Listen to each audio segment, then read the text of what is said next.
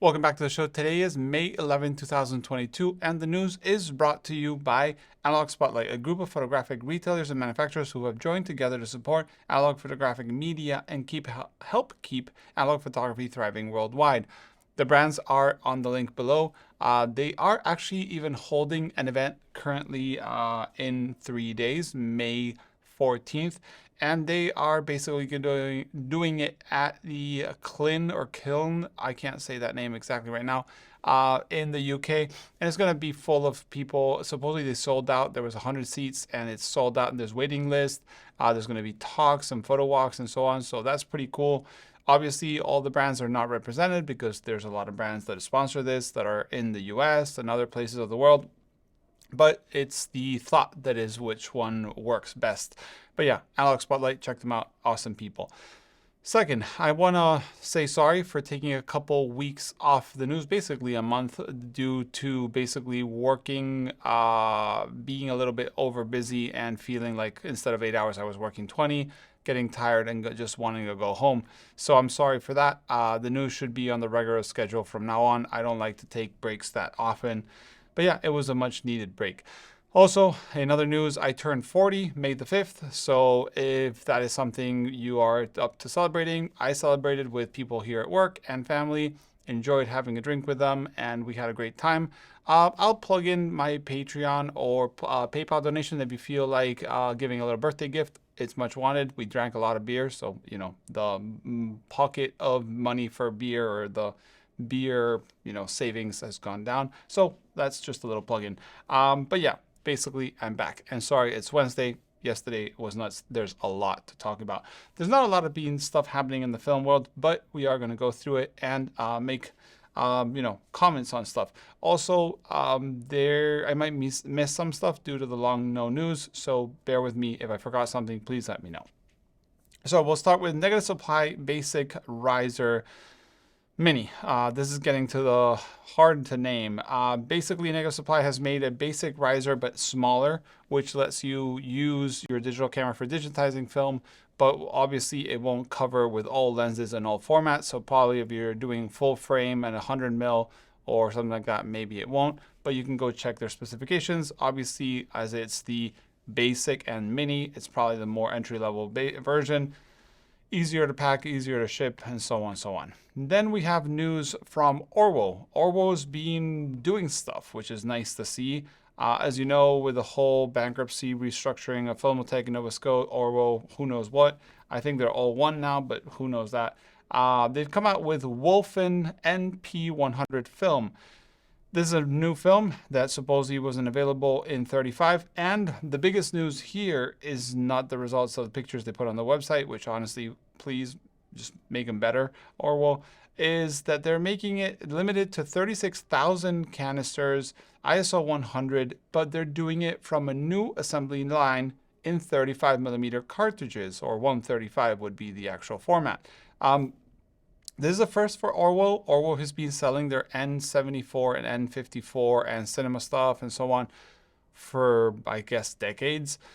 But they have never, in the past decades, sold 35mm film. We all know that Lomography has the Berlin and stuff like that. That's Orwo. Now it seems that they are doing their own assembly line. It's a new assembly line, so I guess they can finish what they call converting 35mm film, and that's the exciting part to me out of all of this. Then they've also on their website, another thing that I really like, and I know it's not possible to everybody, they're doing direct sales from their website. I think film manufacturers, to a certain capacity, should be able to sell film directly from their stores and their factories with some logistics. Obviously not a roll and roll, but like, bulk rolls, 20 rolls, 100 rolls, like packages, because, shipping is a thing nowadays. Then we have on their website too, the first hints and pictures of their new color ECN2 emulsion. This is going to be, like I said, ECN2, so cinematography film, with remjet, and this is supposed to be coming 8mm, 60mm, 35mm, 65mm, so all colors and slices and pieces of cinematography film. Obviously, people will immediately start buying and bulking, loading into 35mm canisters and shooting in their still cameras, but that's pretty cool. And the colors are kind of retro-ish, but hopefully they'll get better with time. Or maybe they'll just stay there if you like retro stuff.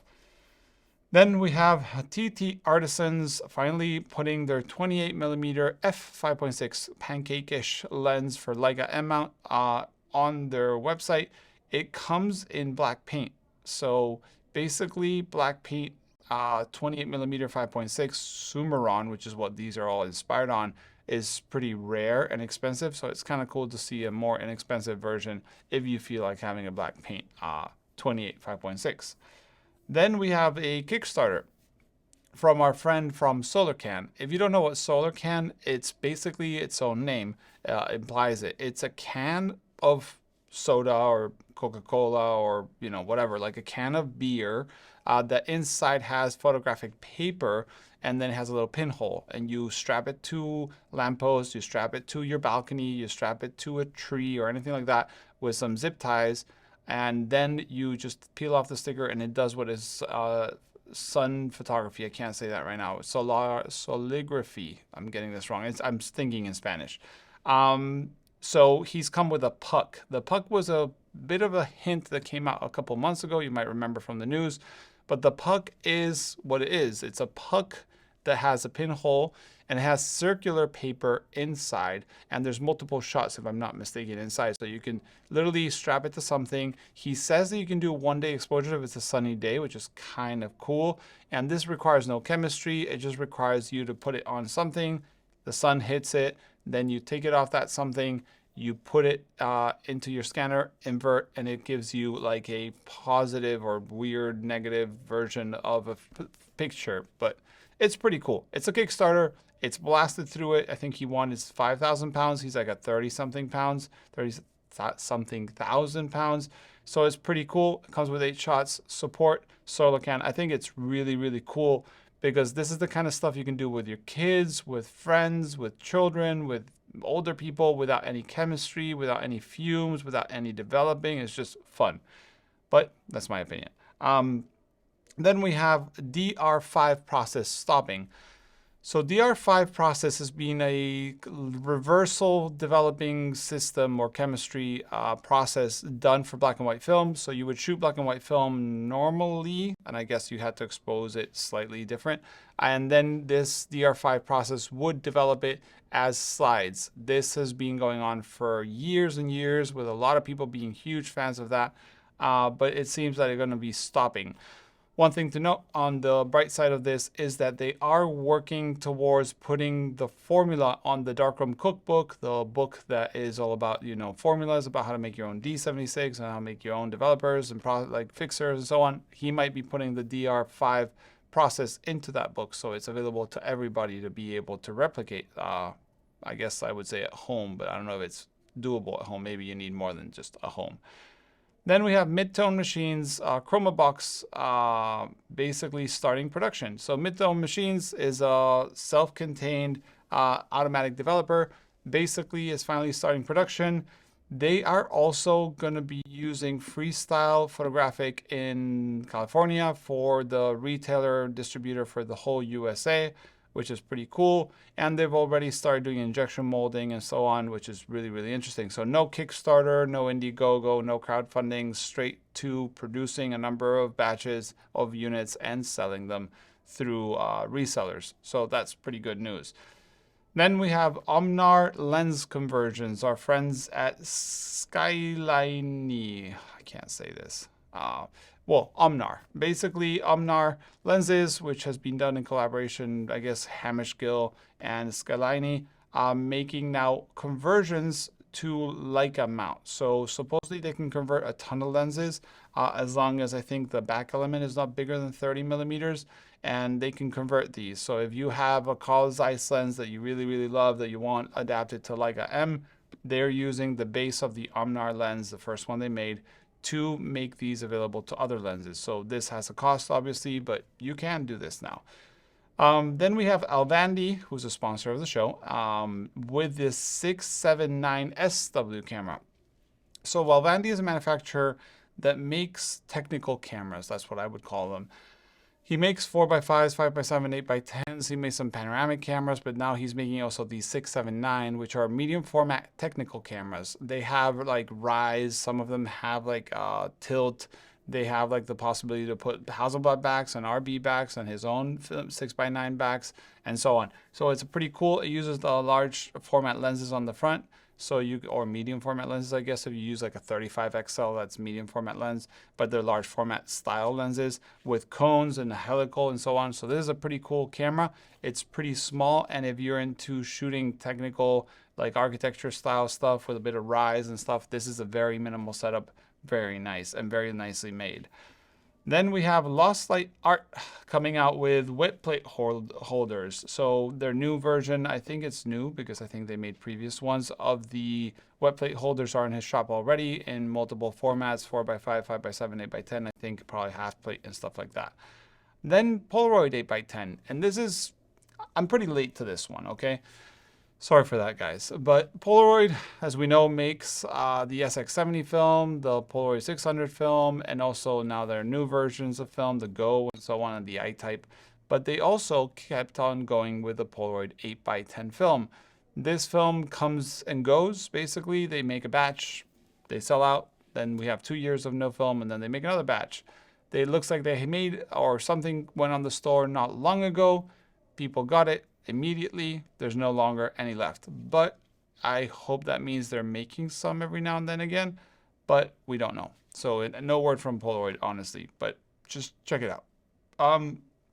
Then we have Fuji making an official announcement, like Fuji likes to make, saying Velvia 50 in 4x5 stopping sooner. As you know, Fuji has discontinued Velvia 50 in sheet sizes, and it seems that because a lot of people ordered, obviously, they are running out sooner. So if you are a Velvia 50 shooter and you still want to buy some, you might be able to, but once it's gone, it's gone. And then you pay triple the price like we always do. Then we have Chroma cameras with another sponsor of the show with the Pinhole 66 camera. This goes in line with their Cube camera, the one that's like a little 35mm camera that shoots square pictures. They've made a Pinhole 6x6 camera that shoots medium format, obviously, into 6x6, negatives, positives, and it's done with a pinhole and so on. So this is pretty cool with a little advanced mechanism with clicks, and I think it even has like a little lock. You can check it out. Wait, you can't check it out on the website because it's not on the website yet. So Chroma cameras, please put your products on the website. Even though you released this like a couple weeks ago or a week ago, it'd be nice to have a link to send people to. It's already been on Kosmo Foto, just in case you were looking about it. Then someone wrote me like a month and a half ago about a new app. And this is called New Grain app. And it was in beta at the time, so I didn't want to share it when it was in beta. I want to wait for it to be finished. This seems to be a mobile app or a web app. I'm not sure how you call them nowadays, which lets you kind of like pick films and see out of a database. It's like a film database on your phone. So New Grain app basically lets you search for any film in motion, Color Plus or Kodak Gold or I don't know, Fuji Natura or Cinestill 800 and see examples and see like a little graph on the grain and so on and I don't know, different settings. Pretty cool. It has a pretty cool vibe and impressions to it. Obviously, it doesn't yet have any much more integrated to it. But it'd be great if they would integrate like buy it now, which probably would take you to Amazon, which hopefully, it's not only Amazon, but things like that, or maybe compare. You can also request to like send pictures. I think from Reddit is the pool they're pulling their images from, but take it with a pinch of salt because every image that's online doesn't have to be 100% what the actual film renders like. Remember that. Then we have news from Kodak. Film cans for cinematography film are now plastic. Those big metal cans for 16mm film, 35mm film, and so on are now made in plastic. As we know, Kodak is having troubles with steel, and that's why they changed the metal caps on the 35 canisters to silver, and now they're changing the cinematography film to plastic. Nothing else changes. Film inside is the same. Supposedly the conditions is the same. I don't know how the lifespan of the plastic is. Well, we know plastic lasts a while. sadly. It's probably just the same or better, and so on. So nothing really changes. Hopefully they can keep the flow. Then we have Reveni Labs with a AAA little backpack for the spot meter, now in stock and ready to ship. As you know, I've been talking about this. This was a little solution. The Reveni Labs came out with the fact that sometimes batteries in the cold drain faster and, didn't last very long. Now you can do AAAs in a backpack. I think it's like a little thing that goes on the bottom. Obviously, the batteries are not included. Can't usually ship batteries. But yeah, that is available now, so you can order. Then we also have another camera sponsor. Reveni is also a sponsor. We have a Cameradactyl with the basically graph lock focusing screen for the Lomo graph lock. So Lomo graph lock is a Fuji Instax wide back for 4x5 cameras, okay? But the problem is because of the distance from the film plane for 4x5 sheet film and the film plane for Instax Lomo graph lock is like this much more, like 1 inch, 2.54 centimeters. It means that you have to use these spacers to focus and compose, then take out the spacers, then put the back on, but you got to take off the back because the springs will break. Please don't do that. Most springs do break because it's kind of chunky boy. And then you shoot. Well, Cameradactyl has made, Ethan as always, very ingenious, a little back that literally substitutes your ground glass. So you remove your ground glass, put it somewhere safe, then you put this conversion that gives you the distance properly with a smaller focusing screen that's actually accurate to where it should be. Because as you know, 4x5 and Instax wide are not the same size, so there's a crop. So you can compose properly, focus properly, take it off, put the graph lock, take a shot, no problem. So it removes the problem of the spacer. Then into bad news. Honestly, the photography community has lost a big one. We have lost Bob Crowley to some disease, sickness he's been going through for a couple years, I think. Bob Crowley, if you don't know who he is, started New 55 and basically had a blog about all the steps of New 55 and basically all the developments there. Then he teamed up with Sam Heiser and Charles, and they brought out New 55 as a Kickstarter and started shipping film. After that, I think he walked away. He stepped away after a couple problems with New 55 and solutions and partnerships. But I think not longer after that, got diagnosed with some disease, and he has been slowly, saying goodbyes to everybody. So we all lost someone. I thought he was a pretty important person to the community. Very, very, very smart person. I barely exchanged maybe an email or two with him. I don't think I ever talked physically with him about via phone call or video chat, but I do know that he was, people had a lot of affection towards him. So we lost Bob Crowley. So rest in peace, Bob Crowley. Condolences to family, friends, and so on. Now we got to go back to normal news. Then we have the Nano Pano Beta camera. This comes from the Leggero manufacturer who's making all those Leggero LG, Leggero the Goose one, and all these. This is a pretty ingenious camera. It's a little cube-ish camera, almost looks like the super wide, and it shoots medium format film. But the interesting thing is it crops it into pano shots. So it's kind of like a medium format film camera that shoots panoramics that look like X-Band. So it's called the Nano Pano. It's still not available. It has a dark side and all. It's pretty cool. It probably uses, I haven't remember right now if it uses probably the Mamiya press mount for the lenses. And it shoots those panoramic lens shots that we all love for the X-Band, but probably at a fraction of the price.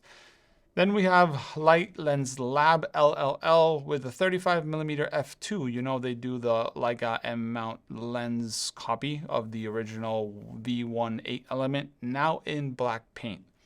So if you're not a follower of the Leica world, black paint stuff on Leica is, if you think Leica is expensive, you go to black paint and you can go all the way to the moon with prices. So they're making this 35mm V1 copy in black paint.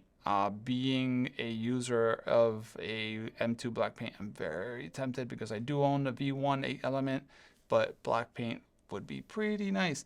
But yeah, that's all for the news this week. Another quick one that I want to mention that I don't have a solution for, and just in case Kodak, I guess Kodak's a Patreon of the channel, if Kodak has any insight on 35mm color film. It seems that it's disappeared out of the market. There's none left. Every time it comes to the market, everybody buys it. That was not new, but it seems there's none to be seen.